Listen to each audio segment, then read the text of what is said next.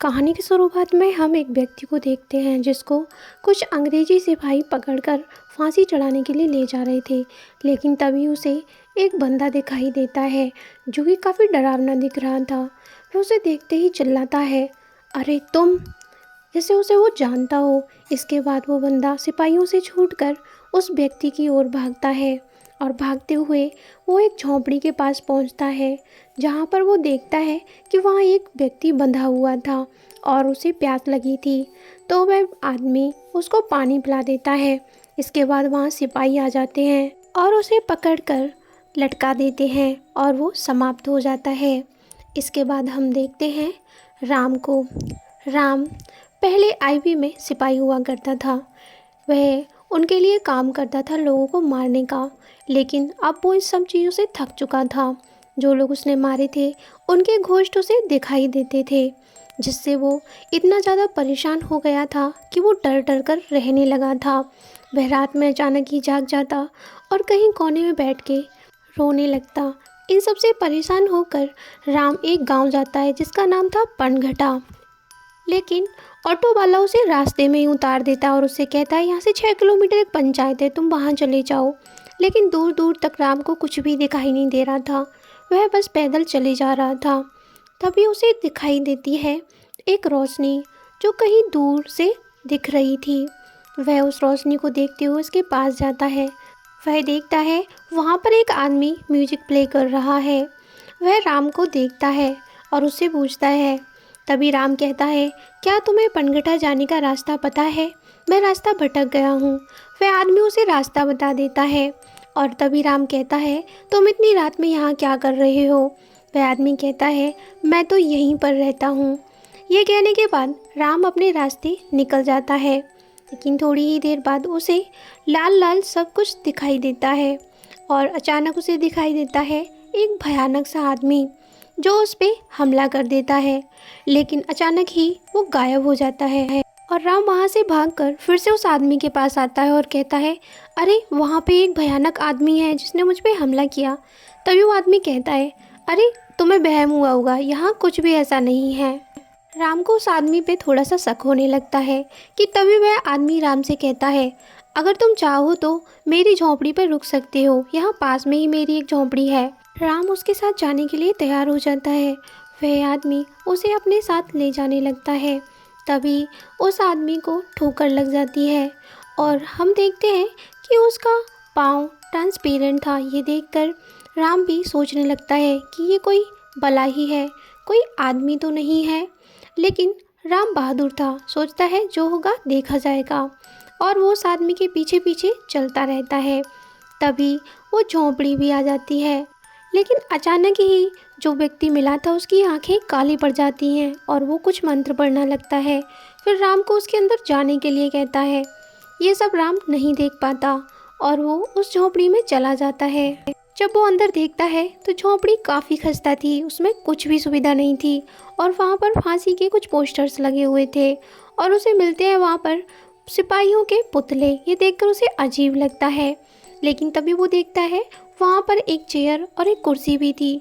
तो वो सोचता है क्यों ना वह अपना काम कर ले और वो उस पर बैठता है। वो जैसे ही उस पर बैठता है वो गायब होकर दूसरी ही दुनिया में पहुँच जाता है। जब वो दूसरी दुनिया में जागता है तो वह एक जेल के अंदर था। तभी वहाँ पर कुछ सिपाही उसे लेने के लिए आते हैं और वो उससे कहते हैं, तुम्हें आज फांसी होनी है, यहाँ से चलो। राम बहुत घबराने लगता है कि मुझे फांसी क्यों दे रहे हो? सिपाही सोचते हैं ये पागल हो गया है। तभी वो उसे ले जाकर एक पेड़ के पास बिठा देते हैं। उसे वहाँ दिखाई देता है वही आदमी जो कि उसकी पेंटिंग बना रहा था और अचानक वो जाने लगता है। राम उसके पीछे पीछे भागता है और भागकर उस आदमी को पकड़ लेता है। जैसे ही राम उसे पकड़ता है वह टेलीपोर्ट होकर फिर से पनघटा गांव में आ जाता है। अब वह उस खेत में देखता है कि उसके हाथ पर एक निशान आ गया था जिसमें काफ़ी जलन हो रही थी। तभी राम गांव वालों के पास जाता है और उसे सब कुछ बता देता है। ये सारी बातें सुनकर गांव वाले घबरा जाते हैं और वो राम की बातें सुनकर वहाँ से अहिलमा कहकर ज़ोर ज़ोर से भागने लगते हैं। तभी वहाँ पर आता है गोलू नाम का एक आदमी जो कि राम से आकर पूछता है, क्या तुमने उसे देखा? और वह उसे कहता है, क्या तुमने उस पिशाच को देखा क्या? ये बातें सुनकर राम उसे सब कुछ बता देता है। तभी गोलू कहता है, तुम्हें अहिल्मा से मिलना चाहिए, और वो अहिल्मा के पास ले जाता है। तभी राम सारी बात अहिल्मा को बता देता है। वह बताता है कि कैसे उसे एक आदमी मिला था और उसके साथ क्या हुआ था, और अब उसके हाथ पे ये निशान आ गया है। तभी अहिल्मा कहती है, तुमने जिसको देखा वो पिशाच है। वह लोगों को ऐसे ही अपनी दुनिया में ले जाता है और वहाँ पर उनको ले जाकर बंधक बना लेता है और मार देता है। तुम्हारी आत्मा का एक हिस्सा अभी भी उसकी दुनिया में है, जो कि उसने पेंटिंग बनाकर वहाँ रख लिया है। तुम्हारे पास 2 दिन का वक्त है। यदि तुम वहाँ जाकर अपनी आत्मा को वहाँ से आज़ाद करा लेते हो तो तुम बच जाओगे। इस पर राम पूछता है कि आखिर वो है कौन और वो ये सब क्यों कर रहा है। तभी अहिल्मा उस व्यक्ति की उसे सच्चाई बताती है। वह बताती है कि 1940 में एक कवि हुआ करता था जो कि अपनी कविताओं से क्रांति लाना चाहता था। वह कविताएं लिखता और सभी जगह पे चिपका देता जिससे लोग जागरूक हो सकें। उसका आईक्यू बहुत ज़्यादा था और वह विज्ञान में भी काफ़ी माहिर था। वह देश को आज़ादी दिलाना चाहता था, इसलिए वह जर्मनी के लिए चला गया। लेकिन जब वो वहाँ से लौटा तो उसके पास अलग ही पावर थी। वह उंगली के इशारे से लोगों को मार दिया करता था। ऐसे ही उसे काफ़ी घमंड हो गया। उसने सिपाहियों को ऐसे ही मार दिया। लेकिन धीरे धीरे वो अपने रास्ते से भटक गया और वो लोगों की हत्याएं करने लगा, और एक दिन अचानक से वो गायब हो गया। तुमसे पहले भी एक व्यक्ति बचकर लौटा था जिसका नाम हेमंत था। इस पर राम कहता है, वो मुझे कहाँ मिलेगा? अहिल्मा उसका पता बता देती है और वो कहती है, लेकिन वो पागल हो चुका है, पता नहीं वो तुमसे बात करेगा या नहीं। लेकिन राम गोलू को अपने साथ लेकर हेमंत के घर चला जाता है। जब वो रास्ते में जा रहे होते हैं तो गोलू हेमंत के बारे में बताता है। वो दोनों वहाँ पहुँचते हैं और हेमंत को देखते हैं। हेमंत की हालत काफ़ी ज़्यादा ख़राब थी। वह पागलों जैसी हरकतें कर रहा था। पहले तो वो पिशाच के बारे में बात करने से मना करता है, लेकिन फिर वो उसके बारे में बताने लगता है कि उसके साथ क्या हुआ था। वो बताता है कि जब वो उसे होश आया तो वह दूसरी दुनिया में था। उसकी मदद एक व्यक्ति ने की थी जो कि उसे बचाकर वहाँ से लेके गया था। फिर उसी व्यक्ति ने उसे बताया कि तुम ऐसा करना, मेटल अपने साथ ले जाना और उसे लेकर मैं जो बता रहा हूँ उस कुएं के पास जाना और उसमें छलांग लगा देना। और मैंने ऐसे ही किया और मैं फिर से गांव में आ गया। तभी गोलू और राम वहाँ से लौटते हैं तो वो आपस में बात कर ही रहे होते हैं कि तभी अचानक से उन्हें दिखाई देता है एक व्यक्ति जो कि उन पर ही नज़र रख रहा था। ये बात राम को पता चल जाती है क्योंकि वह पहले जासूस रह चुका था। वह गोलू को अहिल्मा के पास भेज देता है। गोलू आश्रम के लिए निकल जाता है। वहीं राम उस व्यक्ति को पकड़ने के लिए भागता है। वह जब वहाँ जाता है तो वह उस व्यक्ति को खूब पीटता है, लेकिन वो व्यक्ति वहाँ से उससे बचकर भाग जाता है। अब राम को पता लगाना था कि आखिर वो है कौन। फिर से वो अहिल्मा के पास आता है और उसे सारी बात बताने के लिए कहता है। तभी अहिल्मा उसे बताती है कि पिशाच ने अपनी एक दुनिया बनाई हुई है जहाँ पर वक्त 1940 में पहुँच जाता है, और वहाँ वह अपनी काली विद्याओं से एक लैब भी बनाया हुआ है जहाँ पे वो अपने रिसर्च करता है। अगर वो कैसे भी करके 1940 में पहुँच जाए अंग्रेज़ों के ज़माने में तो शायद ही सब कुछ ठीक हो जाएगा, लेकिन ये सब कैसे करना है मुझे नहीं पता। तभी राम कहता है, क्या मैं उसे कैसे ख़त्म करूँगा? तभी अहिल्मा कहती है, ये तो मुझे नहीं पता, लेकिन मैं तुम्हारी मदद के लिए विराट योग अवस्था में ज़रूर बैठूंगी और तुम्हारी हेल्प करने की कोशिश करूंगी। तभी हम देखते हैं डॉक्टर शेखावत को, जो कि राम का दोस्त था और वह पिशाचों को पकड़ने का काम करता था। तभी वहाँ पर राम का कॉल आता है और वह उसे सारी बात बता देता है।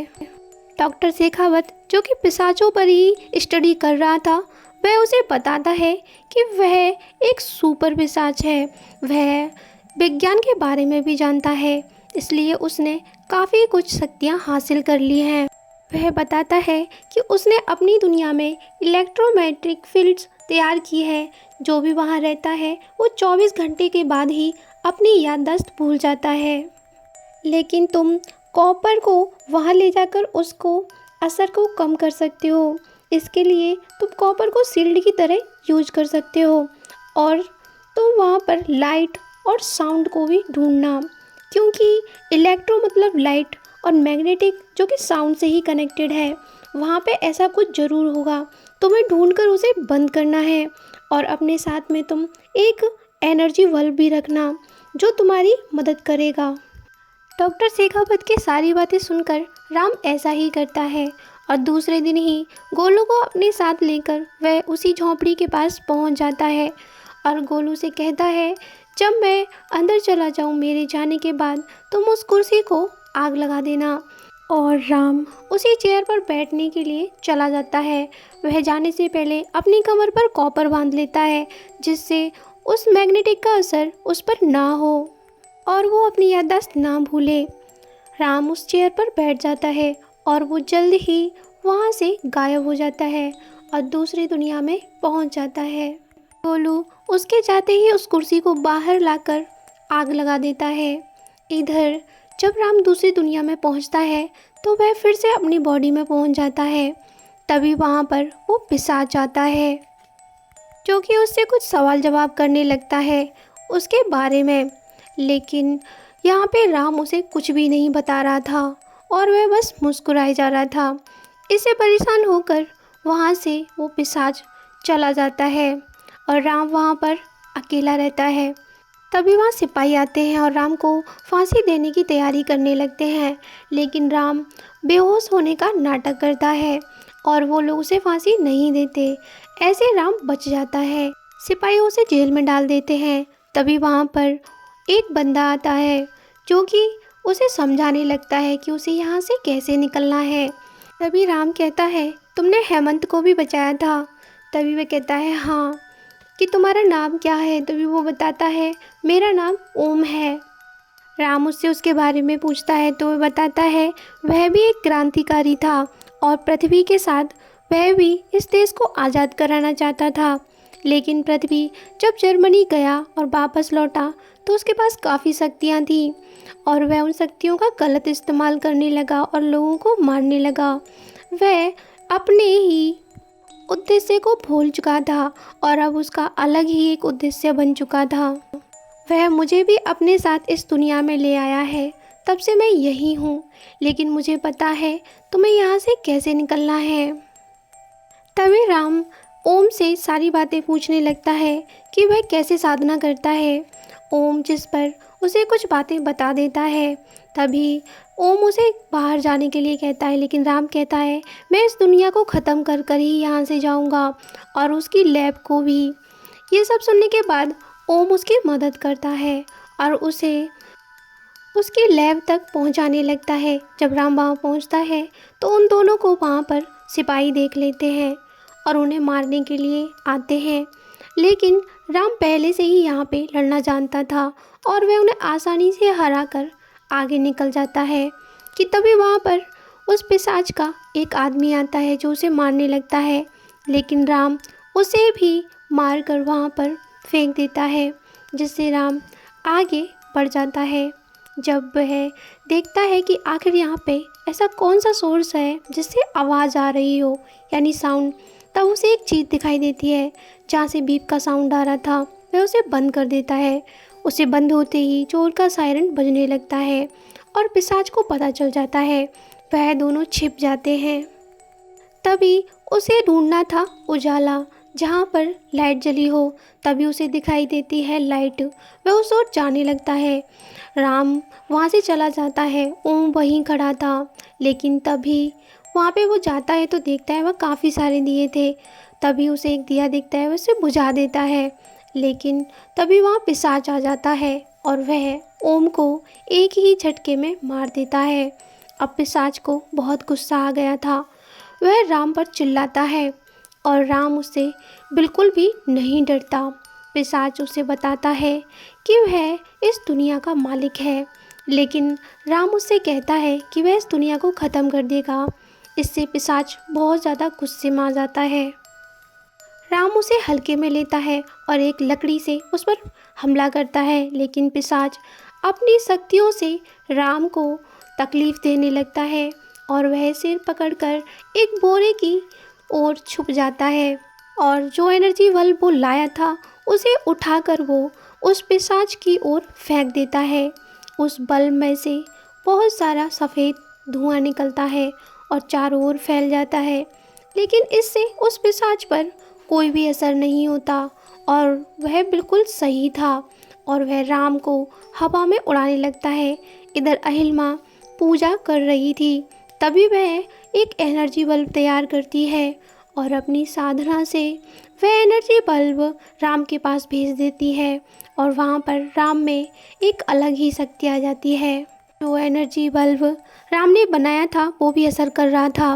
अब पिशाच की शक्तियाँ काम नहीं कर रही थी, वह कमज़ोर पड़ चुका था। यह देखकर राम जल्दी से उस दीपक की ओर भागता है जो अलग थलग जला हुआ था और राम उस दीपक को बुझा देता है।